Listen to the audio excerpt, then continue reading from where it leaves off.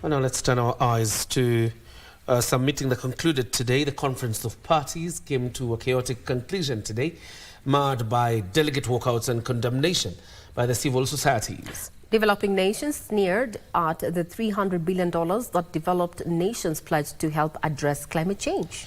African civil societies termed the meeting as another disappointment after it failed to deliver the $1.3 trillion needed to address climate crisis. The host, Azerbaijan, was forced to extend the meeting after the Friday timeline failed to deliver an agreement. Here's OBrien Kimani, who takes us through the hits and misses of COP29 in Baku, Azerbaijan.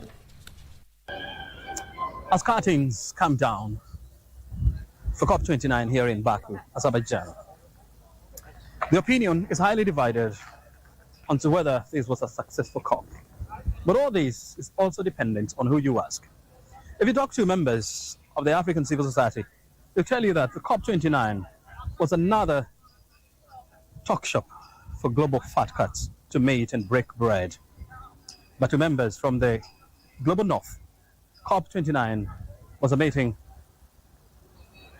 for concession, commitments, and more climate financing.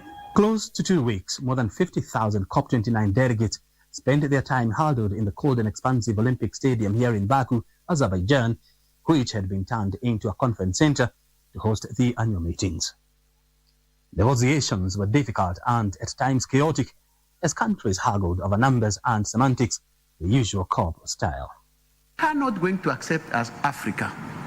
We are going to declare COP29 a failure if it doesn't deliver on the quantum, which is based on science and metrics. The $1.3 trillion is not just coming from the skies. It is designed out of some studies and analysis. And so we cannot go below this.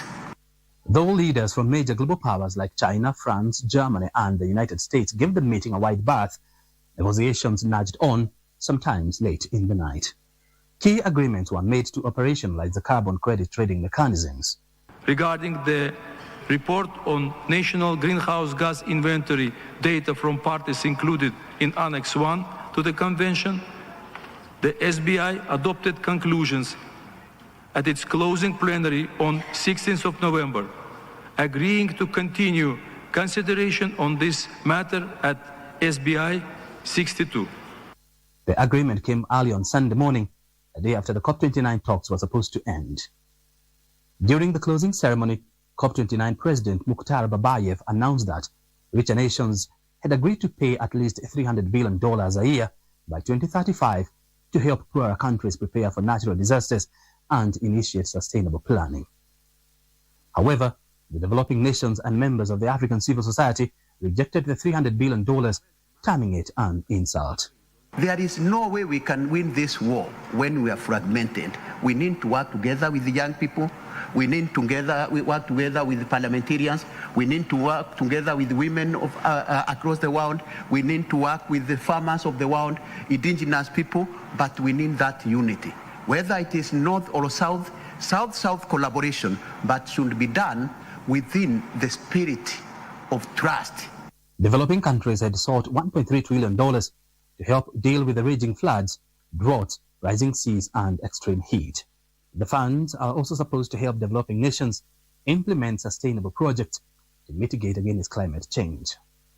As the meeting in Baku comes to an end, attention now moves to Belém in Brazil, which will host the next edition of COP 2030 in November 2025.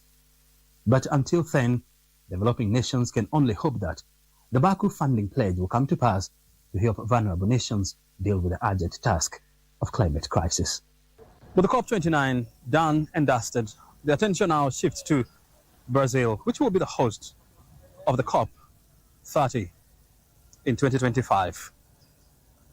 And everybody will be watching to see whether Brazil will deliver where COP29 has failed. From Baku in Azerbaijan, I'm OBrien Kimani.